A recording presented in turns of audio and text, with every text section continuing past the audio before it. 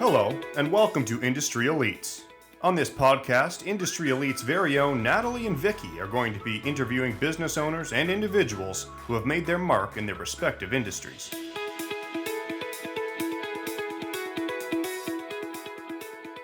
Andrew Hanna is a fully licensed and registered Part A pharmacist with the Ontario College of Pharmacy. He was a previous member of the peer review committee assisting with restructuring standards of practice to effectively give the best possible practice and increase patient safety and care. Appointed an active member of the Chaplain Regional Pharmacist Committee, appointed non-council member, serving Discipline Committee, 2.5 terms with the Ontario College of Pharmacists. He's a dedicated volunteer with the Ontario College of Pharmacists as a CE coordinator, assisted in organizing educational sessions, which has now transitioned to the Ontario Pharmacist Association. He supervised and educated pharmacy students and interns as an active preceptor. He is appointed and certified PACE assessor with the Ontario College of Pharmacists. Hi, everyone. On this week's episode of Industry Elites, Vicki and I are really excited to welcome Andrew Hanna. Thanks for coming on the podcast today, Andrew. Hello. Thank you for having me, Vicki and Natalie. It's great to be here. Yes, we're really excited to have you on. So one of the first things we always like to ask people who are joining us as our guests on the podcast is how are they doing? Obviously, from what we've started with last year, thinking something was going to be 2 weeks and we're on a whole year almost. It's a bit different. So we like to check in. It's been an interesting couple weeks. It's been an interesting 9 months, really. It's given us time, or me, I should say, particularly, to reflect on the little things that we thought we were luxurious for, and now that we don't have anymore. Yeah, definitely. I think with what we were all used to, it's going to continue to be a change. And I think the one thing that we've all realized is we're not going backwards at this point. Any changes that we're making, it's very much going forwards, and we're going to adapt as we go. That's for sure. So one thing with kind of COVID, as we've keeping that as a common kind of discussion point at these days, because how could you not? How is that kind of being in the medical industry? How has that affected like being a pharmacist specifically, or how has the rollout of COVID testing and vaccine receival been in pharmacies? Funny you mention that, because we were actually having a debate about that last night, and it's actually changed the way we do healthcare. We now appreciate technology a little more, right? We're a little more hesitant in the healthcare world on using it. It's given us the ability to do virtual care. It's given us the ability to consult with prescribers or pharmacists in the comfort of our own living room. Yeah, that's one thing that's kind of come out of it personally for me, that I just find most doctors, this is like a quorum of my adult life, but most doctors are like 9 to 5 and you work 9 to 5. So a lot of the times it's harder to leave your office, go to their office, come back, go get a prescription, what have you. Now I love that, even though we're staying at home, but the fact that you can have a phone call with your doctor, you can have a video chat, you can kind of do those things for things that you don't necessarily have to physically be in the office for, like if you need a new prescription or what have you. And same goes for kind of pharmacies that I visited as well. You just call in, or it goes straight to it, and then they give you a time slot where you can go in, because some of the pharmacies around me are smaller. They're not like the kind of like the Walmart pharmacies. So you get your time slot, you show up at your time slot, your stuff's ready, and you go home. I think that is one of the best I'm really liking this like automated system that's really come out of COVID. Yeah, it's been interesting because a lot of the smaller, more independent pharmacies that you're talking about have been able to adapt to that pretty quickly. And it's great to see that my friends are in the community that are able to adapt to the change in dynamics. A little bit more of a challenge for the big box stores, but definitely an improvement for the independent world, independent pharmacies. Definitely. So as you've been in the industry for quite some time, and you've obviously gained a lot of experience over this period of time, we always like to bring it back to how people initially got started in their industry. So maybe you could tell us a bit of that background from yourself. So I wanted to get into the industry ever since I was a high schooler, and it was always fascinating on the manufacturing of pharmaceuticals and how medications are made and how they're compounded. And so I chose that path and became a compounding pharmacist. Fast forward a whole bunch of years now, but fast forward and I'm a compounding pharmacist, and still today, every day, with every compounded prescription that comes in, it's different, it's unique, it's a challenge, and it's a time to give back to the community what we are able to do. We are creative artists, us compounding pharmacists, and it's a mixture of art and science. So it's using that scientific knowledge that you have and being creative and putting an artistic way. And what I mean by that is coming up with different dosage forms that will help and be suitable for your suitable audience, like a gummy bear or lollipop or dissolvable tablets. We look for solutions and we deliver a product in a safe manner. So, kind of explain to us and our listeners what would be the difference between a compounding pharmacist and a regular pharmacist? The difference between the compounding pharmacist and a regular pharmacist is a compounding pharmacist usually spends most of his or her day in the lab making medication, doing a lot of pharmaceutical calculations, looking at different options and treatment plans, and most importantly, delivery of the medication to our targeted audience or patients. Regular pharmacist plays just as an important role as a compounding pharmacist, and they more specifically look at the therapeutics of the medication and its appropriateness. Fair enough. How would you kind of find that? Like if I was a customer and I had a prescription, how would I know which pharmacy to go to? Like this might be a completely dumb question for you, but is there a way that you can tell this, or does kind of all pharmacies have a compounding pharmacist on hand? So that's a good question. So not all pharmacies do have a compounding pharmacist. There are compounding pharmacies or pharmacists are far and in between. There's about a whole handful of them. More so pharmacists and compounding pharmacists that are readily available. How do you pick one? Well, if you have a prescription from your doctor for something that needs to be compounded, a pharmacist will refer you to a compounding pharmacy, and you can ask them on which ones are available and what they recommend. You can call your compounding pharmacist before actually filling your prescription and getting it compounded, and ask them, what makes you more unique than the compounding pharmacy that's down the block. It's not more of a competition. It's more of what are you able to deliver, and is there that compatibility? It's building a relationship between yourself and your pharmacist, that professional relationship, in order to get that medication compounded in a way that you feel comfortable taking it. Definitely. So, what does your day-to-day schedule then look like?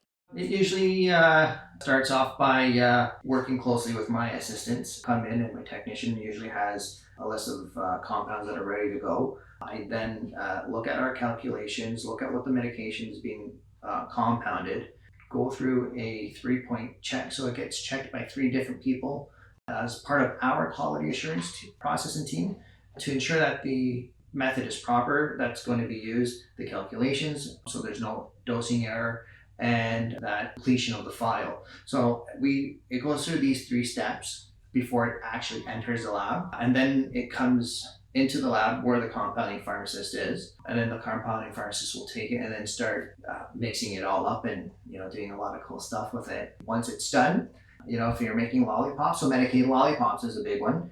You leave it to dry, and you take it and you make sure it passes your validation. So what we do is we test our, for example, lollipops, and make sure that each lollipop is weighed in its theoretical therapeutics dose, and then it goes out to the pharmacist outside who is in the dispensary, and then the pharmacist then double checks the compounding pharmacist's work.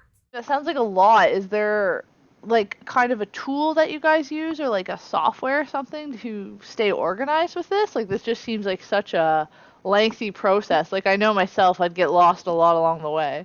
Yeah, it does. It does get long, and with the computer software that we do use that is compounding friendly.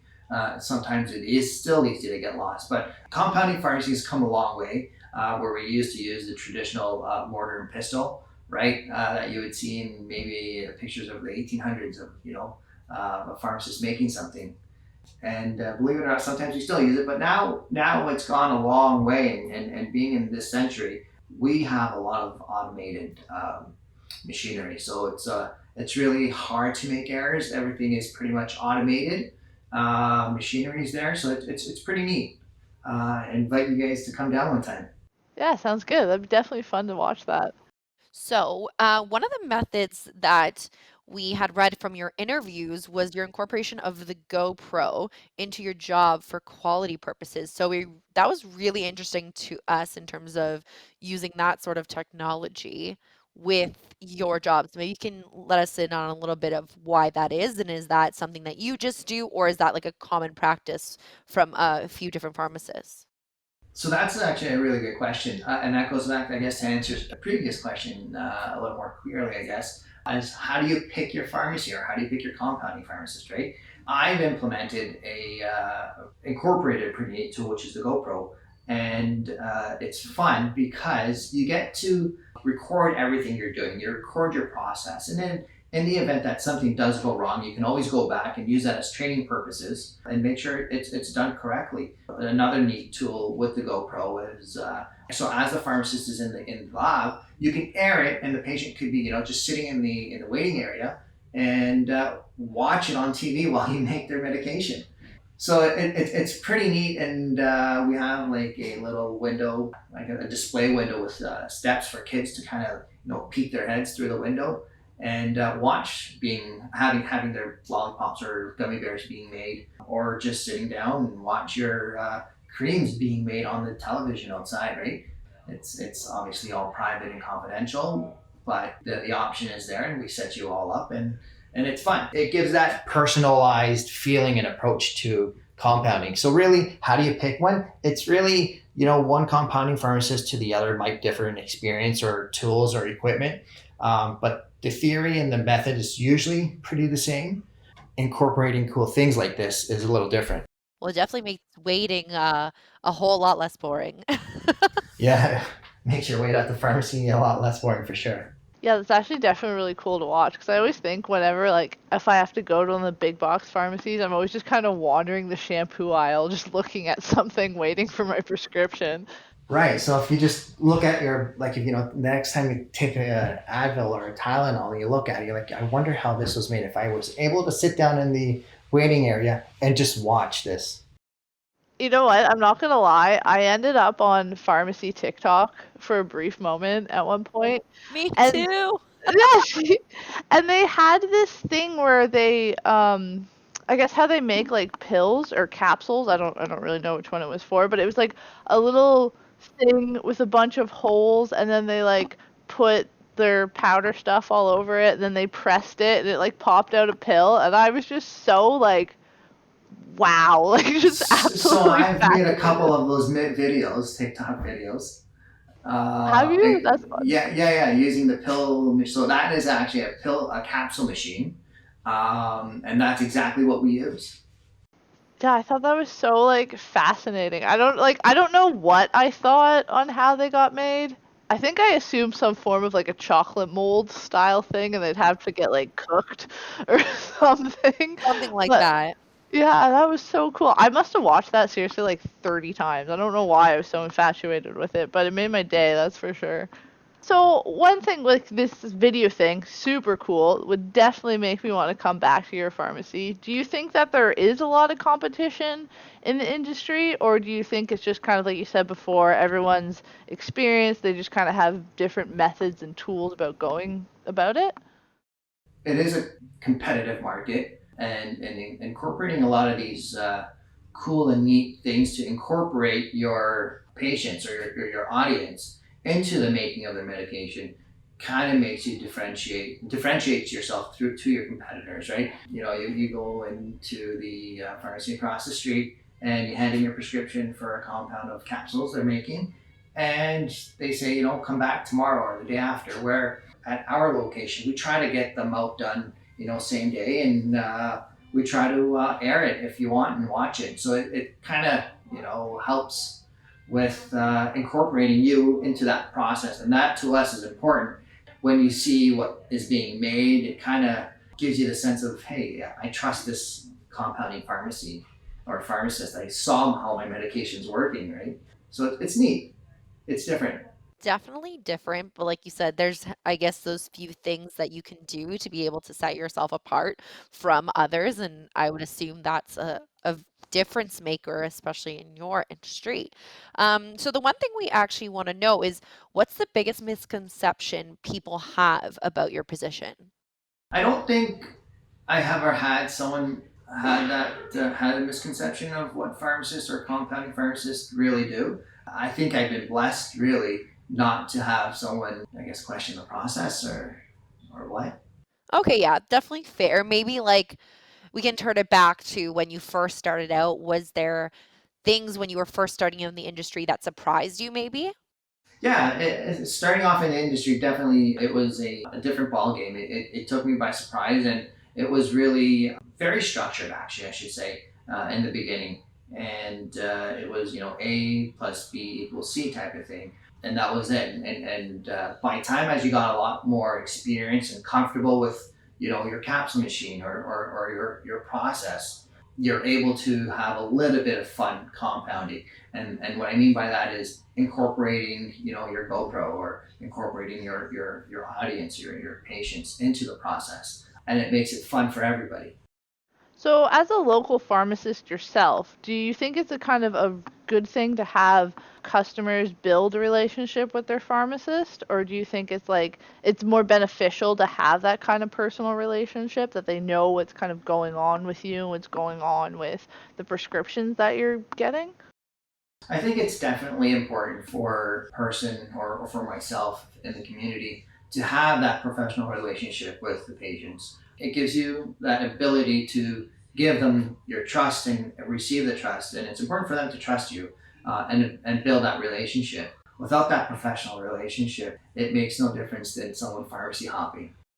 Very true. So, as your position kind of combines the medical incorporation of cannabis and then also your compounding pharmacist, do you find that people are skeptical about the use of cannabis for medical purposes when they're coming to you? Like, it's obviously been recommended to them, and then you're obviously having to explain it. But are people hesitant, or do you think it's like it's really normalized now?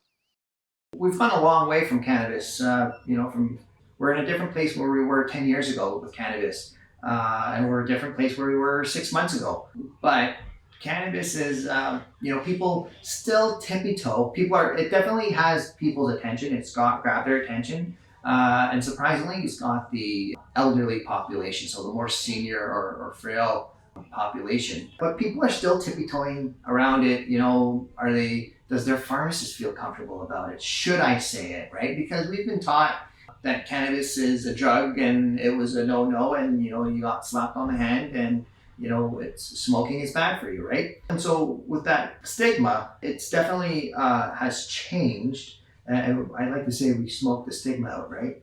And it's come a long way. So you don't really need to have inhale cannabis to feel better or to fix your arthritis. There's rubs that you can use, right? So creams, ointment, gels. So we can make them, or they come in different forms and medically, right? So currently we cannot compound with cannabis in Ontario, but do I see that coming down the pipelines? Absolutely. Are people questioning the use of it? Yes. And are they welcome to it? Absolutely. Yeah, I think it's definitely one of those kind of stigmatized things because I know my grandma, she had really, really bad arthritis, to the point where she had to get a knee replacement, and she tried every cream on the market, like medicated to like Tiger Balm, I believe that one's Yeah, called. that's right. I have like PTSD from smelling that. Like that is the worst The smelling strong cream. smell. Yeah, it's just it has this really weird, I don't know. It's really bad. Anyway, it's like menthol turmeric kind of, if you can imagine that. It's just not a pleasant smell. Anyway, my rant about creams. But she was hesitant, like very hesitant at the time. She was about 85-ish. So she grew up in that generation where it was just like, no, drugs are bad. This is your brain on drugs, the egg in the frying pan thing. And then she wouldn't try it. And then my aunt ended up getting her this like CBD cream and kind of was just like, here, I got it at Shoppers. Disregard everything. Just try it. She tried it. It worked phenomenally for her arthritis. And then she must have used it for about a year before she actually found out it was CBD. And then she just didn't care at all because she was like, whatever, it worked. So I feel like if you could, like, as society, we can get over that stigma, it's going to help a lot of people in the long term.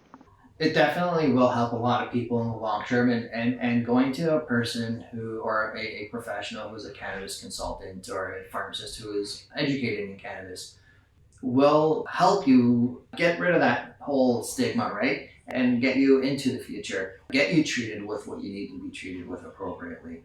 It's definitely good, like you said, to have that background. And I think even just having that included on when people are coming to you, that they know, okay, this is the type of advice they're going to be able to receive, probably makes it a little bit more comfortable, a little bit more relatable to have those conversations up front, as opposed to being worried or nervous, or like you said, people are kind of hesitant to bring it up in some cases as well. So I think it's definitely going to be something changing, as you mentioned. Obviously, you're very busy during your work life, and there's a lot of tasks that you complete in your day. But what do you do in your spare time to keep busy or keep yourself going in a positive way? I enjoy the outdoors a lot. I do a lot of skating, skiing. I play hockey a lot. You know, in the winter months and summer months, you know, you strap up and go to the rink, or kayaking is what I do in the summer. I do enjoy the outdoors. It breaks me away from the mayhem that happens, but believe it or not, I do miss the mayhem, and sometimes I get sucked into it. And that's my goal away from work is being in the lab. Yeah, that's definitely the balance with those Canadian winters, especially from working from home now. I know every time it snows, I just look out the window like, oh, outside. Never Yeah. going back there. Well, that is exciting. So I have one question to ask. Some of our fellow colleagues were curious when we told them we had you on the podcast here. Shout out to my editor that's going to be editing this. We were curious, and obviously you don't have to answer if it's not something you feel comfortable with. However, do you think the vaccine rollout for all of Canada is going to happen by September? So I don't think so, and it's disappointing. I'd like to give the federal government, an A plus for announcements, because they did a great job on announcing, when the rollout was, and how we're gonna get it, and all that. But they definitely got an F in my books for rollout. They didn't roll it out properly. There's no follow through. Unfortunately, you got the premier of Ontario, saying I'm going to drive down to the states and pick them up myself. I mean, when you got the premier of your province saying that, it's a bit alarming. It's great that he would do that. And I think he would if he had to, but it's a bit alarming. The EU, the European Union now, they've actually have a vaccine export policy, and I think that they announced yesterday they weren't going to send anything out until everyone in the EU or the European countries got vaccinated first, and if there was any doses left. With the drug companies announcing yesterday and the day before that they're slowing down production and delivering it to the US before Canada, it's sad to see what our government has invested in these foreign countries. These foreign countries have invested in factories and companies, production there in their countries. We've sent money over as a country, and we haven't really received anything. And the federal government said that we are announcing all this, and the bad part is we should be producing at home, and we're not producing at home. Definitely makes it a lot more difficult and a lot more confusing when people are then having to look, okay, well, who are we going to give it to now? And in their own, I guess, defense too, why would they want to give it to other people before themselves? It just sucks when we're at the other end of that spectrum and the ones who are not going to get it as quickly. As a first world country and one of the leading countries in the world, and the first world country, it's hard. It's sad. Yeah, it'll definitely be interesting to see kind of how this goes. It's funny too because I was on the phone with Amazon the other day, I was talking to their customer service, and then the guy was just like, I'm in the Philippines, and you're in Canada, right? And I was like, yeah. He was like, can I ask you a personal question? And I was like, okay, Amazon man. And he was just like, do you guys get the vaccines yet? And I was like, no, like they're just rolling them out for kind of like nurses and healthcare workers and stuff like that. And he's like, oh, we're not allowed to get them here. And I was like, Oh, oh. really? Yeah, he said that he was telling me that the Philippine government is saying that they're worried about how the vaccine will hold up in kind of their climate just because with all the freezers and stuff. And then I was telling him about how Chapman is supposed to be doing freezers to hold our vaccine. And of course, he didn't know that company. And I was like, yeah, they make ice cream. They make And he ice cream, thought that's that was, right. yeah, he thought that was so funny that an ice cream company is holding our vaccines. Like, this man went like hysterical. And I told him that. And I was like, yeah, I guess if you're outside of Canada, that would be a ridiculous claim. But I just thought it was really funny that kind of this random stranger was like, I need to ask you this question. Like you could hear like the importance, like seriousness in his voice. And I was just like, if you asked me, okay, I can't say a year ago because it's pretty much been a year, but if you asked me last October, I would be having these conversations, I would have never believed you in 100 years. It's just crazy how far we got. Definitely not at all. So I guess we've definitely touched on a lot of different avenues and a lot of different topics. But Andrew, is there anything that you kind of want to touch on to leave our listeners with? It's just kind of really stay safe, keep social distancing at its prime, and be healthy. That's what I have for the listeners to take home. Love that. So we appreciate you taking the time to come on the episode with us, and we think our listeners will take a lot of our good conversation and be able to learn a little bit more than they knew before. So thanks for coming on. Oh, thanks for having me. It was a pleasure. I was happy to do this. Thank you.